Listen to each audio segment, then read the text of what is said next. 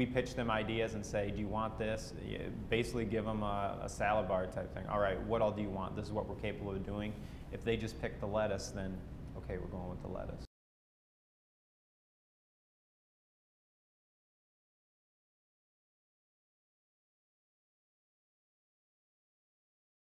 Day of the game is going to be making sure that people that we have coming in for tickets and things like that, if we have special guests coming in, making sure that their tickets are in place.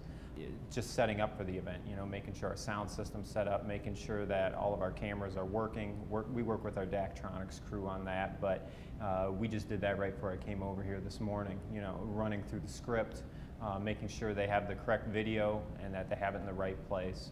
Have a copy of our announcer script. Our announcer script is 21 pages long for a game like tonight, and so reading through that, making sure there's no spelling errors, making sure the pronunciations of all the names are there correctly. It's a fun process. It's like putting together a big puzzle, and even for Daktronics, we have a totally separate script so that their cameras need to know exactly where they need to be and when.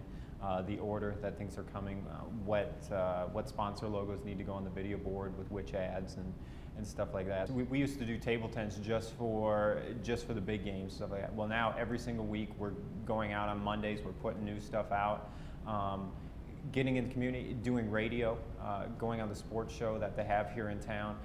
We never used to have to do that. And it's one of those things, is it fun? Yes, but it takes time, and especially on a game day, finding, okay, I need to block out this 45 minutes or an hour every single week, it's not always convenient, but those are the things we've realized we have to do to get the people there. Setting up halftime performers, just telling people, hey, these are the possible dates, just block it off, we'll call you if we need you, but it's a lot of planning that may not even need to be used realistically. I think getting into the Mid-Continent Conference, when we were in the North Central Conference, they had a rule against artificial noisemakers at all. The NCAA rules state that you can only use them during stoppages in play, which is a rule that, we run it on the video board before games to make sure that people know, because we can get penalized if people ring them at the wrong times. So it'll be interesting. The Mid-Continent Conference doesn't currently have a rule about that, but even when they were here for their press conference and we presented their commissioner with a cowbell, his comment was, this will be the first thing I have to deal with SDSU on. And so we'll see how he does it. We're going to push it as long as we can.